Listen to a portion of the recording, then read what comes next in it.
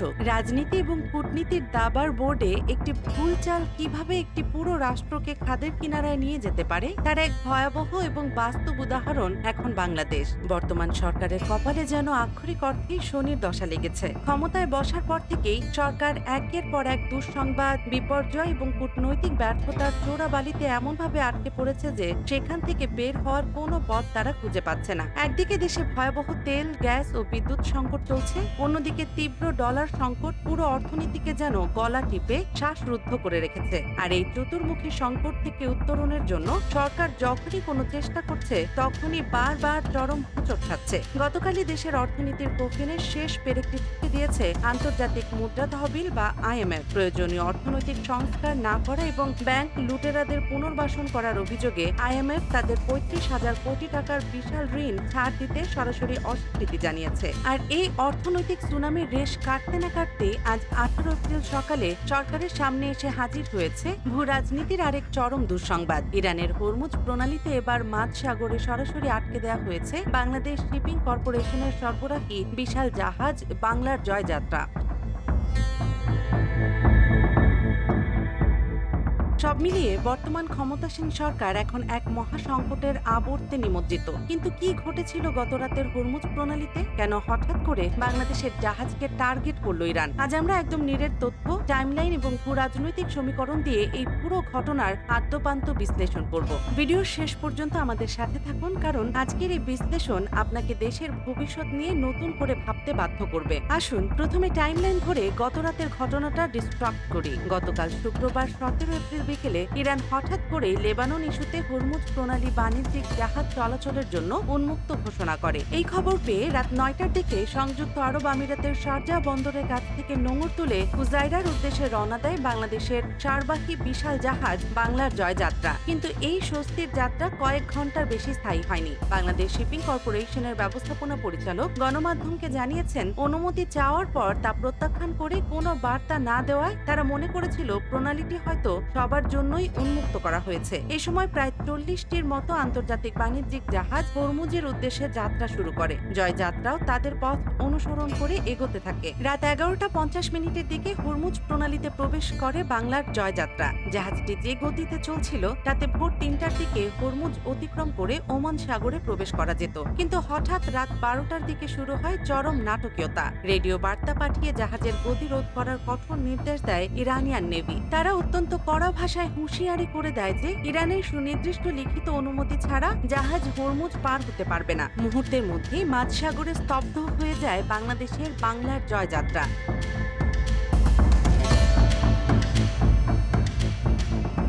এই জাহাজটির দুর্ভাগ্য এখানেই শেষ নয় দর্শক। এর আগেও ইরান সংক্রান্ত উত্তেজনার কারণে এই জাহাজটি 31 জন বাংলাদেশি নাবিক সহ প্রায় 50 দিন ধরে সাগরে আটকে ছিল। গত 10 এপ্রিল প্রথমবার সৌদি আরব থেকে সার বোঝাই করে যাত্রা শুরু করেছিল জাহাজটি, কিন্তু তখনও হরমুজ প্রণালী পার হওয়ার অনুমতি পায়নি তারা। বাধ্য হয়ে শারজাহ বন্দরে ফিরে গিয়ে অপেক্ষার প্রহর গুনছিল বাংলার জয়যাত্রা। কিন্তু 17 এপ্রিল রাত্রের এই সর্বশেষ ঘটনায় নাবিকদের সেই অপেক্ষা এখন চরম আতঙ্কে রূপ নিয়েছে। এখন সবচেয়ে বড় এবং যৌক্তিক প্রশ্ন হলো, কেন বারবার বাংলাদেশের জাহাজকে টার্গেট বা হয়রানির শিকার হতে হচ্ছে? কেন কয়দিন আগেও যাদের সাথে আমাদের সম্পর্ক স্বাভাবিক ছিল সেই ইরান এখন হঠাৎ করে রুদ্রমূর্তি ধারণ করলো? আর কেনই বা IMF হঠাৎ করে ঋণ আটকে দিল? দেশের শীর্ষ রাজনৈতিক এবং আন্তর্জাতিক সম্পর্কের বিশ্লেষকরা এর পেছনে সরকারের একটি ভয়ঙ্কর এবং ব্যর্থ পররাষ্ট্রনীতিকে সরাসরি দায়ী করছেন। বিশ্লেষকদের মতে বর্তমান সরকার ক্ষমতায় আসার পর থেকে অতিরিক্ত মাত্রায় আমেরিকা নির্ভর কূটনীতি পরিচালনা করছে এবং প্রতিবেশী দেশ ভারতকে তোষণ করে চলার এক অসম নীতি গ্রহণ করেছে।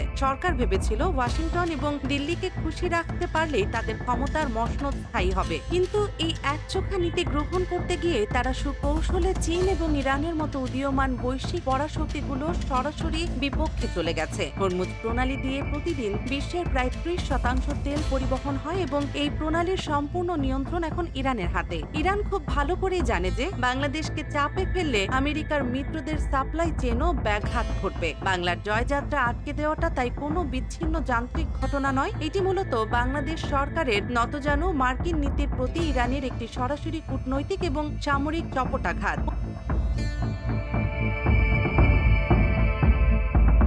অন্যদিকে আগে আইএমএফ হলো পশ্চিমা বিশ্ব নিয়ন্ত্রিত একটি আর্থিক প্রতিষ্ঠান। সরকার ভেবেছিল পশ্চিমাদের খুশি করলে আইএমএফ ডলারের বস্তা নিয়ে হাজির হবে, কিন্তু বাস্তবে আইএমএফ তাদের ঋণ আটকে দিয়েছে ব্যাংকের লুটেরাদের বাঁচানোর চেষ্টার কারণে। আবার চীনকে এড়িয়ে চলার কারণে বাংলাদেশ এখন বেইজিং এর কাছ থেকেও কোনো জরুরি আর্থিক বা লজিস্টিক সহায়তা পাচ্ছে না। এই কুলুকুল দুকুল হারিয়েই সরকার এখন মাঝ দরিয়ায় আক্ষরিক অর্থে হাবুডুবু খাচ্ছে। এই দুই সংবাদ, আইএমএফ এর ঋণ আটকে যাওয়া এবং হরমুজ প্রণালীতে জাহাজ আটকে থাকা, বাংলাদেশের অর্থনীতির জন্য ঠিক কতটা ভয়াবহ তা হয়তো সাধারণ মানুষ এখনো পুরোপুরি আঁচ করতে পারছেন না। বাংলার জয়যাত্রা জাহাজে রয়েছে দেশের কৃষি খাতের জন্য অত্যন্ত গুরুত্বপূর্ণ বিপুল পরিমাণ সার। সামনেই দেশে 12 বা আউশ মৌসুমের চাষাবাদ শুরু হবে। ঠিক এই মুহূর্তে যদি বিদেশ থেকে সার আসা বন্ধ হয়ে যায় বা বিলম্বিত হয়, তবে দেশের কৃষি খাত চরমভাবে মার খাবে। কৃষকরা ফুঁসে উঠবে, সারের অভাবে ফসল উৎপাদন ব্যাহত হবে, যার সরাসরি প্রভাব পড়বে বাজারের নিত্য পণ্যের দামের উপর। কয়েক মাসের মধ্যে দেশে চরম খাদ্য মূল্যস্ফীতি দেখা যাবে। অন্যদিকে দেশের ইস্টার্ন রিফাইনারি ইতিমধ্যেই তেলের অভাবে লাইফ সাপোর্টে চলে গেছে। আইএমএফ এর 35,000 কোটি টাকার বিশাল ঋণ না পাওয়ায় বিদেশ থেকে তেল ও গ্যাস আনার জন্য সরকারের কাছে পর্যাপ্ত ডলার নেই। এখন সার এবং তেল দুটি যদি হরমুজ প্রণালীতে আটকে থাকে এবং ডলারের অভাবে কেনা না যায়, তবে আগামী 1 মাসের মধ্যে দেশের পরিবহন ব্যবস্থা, বিদ্যুৎ খাত এবং কৃষি খাত একযোগে মুখ থুবড়ে পড়বে। দর্শক, একটি দেশের সরকার যখন জনগণের ম্যান্ডেট বা অভ্যন্তরীণ সুশাসনের বদলে বিদেশি প্রভুদের উপর অতিরিক্ত নির্ভর করে, তখন সেই দেশের পরিণতি ঠিক এমনই হয়। বর্তমান সরকার একদিকে এস আলমের মতো লুটেরাদের পুনর্বাসন করে আইএমএফ এর কাছে বিশ্বাসযোগ্যতা হারিয়েছে, অন্যদিকে আমেরিকাকে খুশি করতে গিয়ে ইরানের মতো আঞ্চলিক পরাশক্তির রোষানলে পড়েছে। কূটনীতি মানে হলো সব পক্ষের সাথে একটি সূক্ষ্ম ভারসাম্য বা ব্যালেন্স বজায় রাখা, কিন্তু বর্তমান সরকার সেই ব্যালেন্সিং অ্যাক্টে চরমভাবে ব্যর্থ হয়েছে। হরমুজ প্রণালীর নীল জলে আজ শুধু বাংলার জয়যাত্রা আটকে নেই, আটকে আছে পুরো বাংলাদেশের ভবিষ্যৎ। সরকার যদি এখন তাদের এই একরক্ষা তোষনীতি থেকে বেরিয়ে এসে একটি স্বাধীন, সার্বভৌম এবং জনকল্যাণমুখী পররাষ্ট্র ও অর্থনীতি গ্রহণ না করে, তবে আগামী কয়েক মাসের মধ্যে বাংলাদেশ এক ভয়াবহ অর্থনৈতিক ও রাজনৈতিক সুনামির মুখোমুখি হতে যাচ্ছে। দর্শক, এই পুরো বিষয়টিকে আপনি কিভাবে দেখছেন? আপনার কি মনে হয় আমেরিকার উপর অতিরিক্ত নির্ভরশীলতার কারণে আজ বাংলাদেশকে ইরানের রোষানলে পড়তে হলো? আইএমএফ এর এই ঋণ আটকে দেওয়া এবং সারের জাহাজ আটকে থাকার ফলে সাধারণ মানুষের জীবনে যে চরম দুর্ভোগ নেমে আসবে, এর দায়ভার আসলে কার? আপনাদের অত্যন্ত মূল্যবান, যৌক্তিক এবং সাহসী মতামত অবশ্যই নিচের কমেন্ট বক্সে লিখে জানাবেন। আপনাদের প্রতিটি মন্তব্য দেশের এই সংকটময় পরিস্থিতি বুঝতে আমাদের ব্যাপকভাবে সাহায্য করে। দেশের রাজনীতি, অর্থনীতি, আন্তর্জাতিক কূটনীতি এবং সব চাঞ্চল্যকর খবরের এমন টান টান, গভীর ও বিশ্লেষণধর্মী ভিডিও সবার আগে পেতে আপনাদের প্রিয় দেশ নিউজ 24 চ্যানেলটি এখনই সাবস্ক্রাইব করুন এবং বেল আইকনটি বাজিয়ে আমাদের সাথেই থাকুন। আজকের এই ভিডিওটি যদি আপনাদের কাছে তথ্যবহুল এবং নিরপেক্ষ বলে মনে হয়, তবে অবশ্যই একটি লাইক দিন